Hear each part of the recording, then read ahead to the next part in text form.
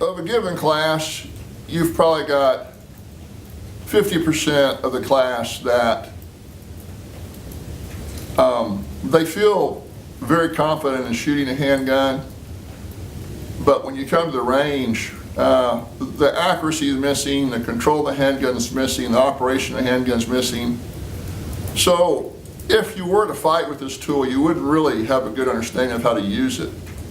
It could jam on you, don't know how to clear it. So people feel very confident, but when you actually come out, shoot more and practice more and go through some drills, it's easily understood that more training would be beneficial.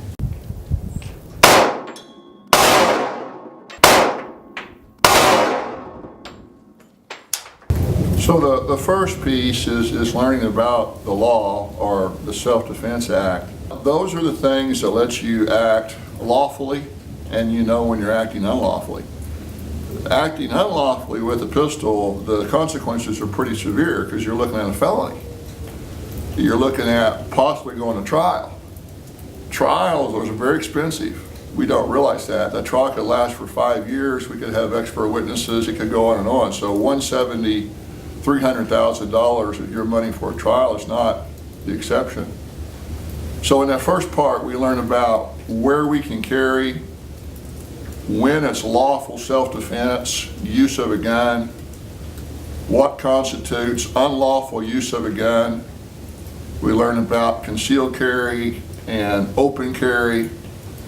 If it's open carry, the law says the gun must be in a holster, and not doing that in a circumstance could result in a felony of erroneously pointing a firearm, reckless conduct with a firearm, assault and battery with a firearm, because you have it in your holster, you have it in a waistband, open carry in a waistband instead of in a holster, which is the law, and you get to a confrontation, and before you know it, you've got your hand on that gun or close to that gun. You don't even have to pull it necessarily for them to find you assaulting a person with a deadly weapon.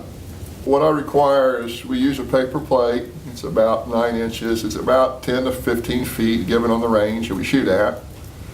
And the student should be able to operate the gun, shoot the gun where they can get a majority of those 50 bullets in that paper plate. That proves they can control it.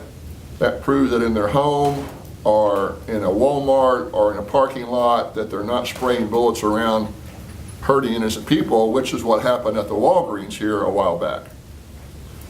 And if a person is shaking, they're unsafe, they point the gun at a person or myself or themselves, we have very strict rules where you cannot point the gun at another person. We go over and over that at least 10 times. People kind of sign an agreement mentally that you can't point the gun at people. But on the range, people who are new to this, it's hard to correlate your brain function and your hand function. It has to be taught. So people have trouble, and if they're shaking, if they're extremely nervous, if they can't manage the gun, if they can't hit the paper plate at all, then they're probably going to be not safe around people. So target shooting is real slow. Defensive shooting would be more like this. Go. So on the paper plate, I got 4 out of 4. 3 seconds? So I hit his chest. 4 out of 4, 3 out of 4. I wasn't so concerned exactly where I put the bullet as long as I hit his chest.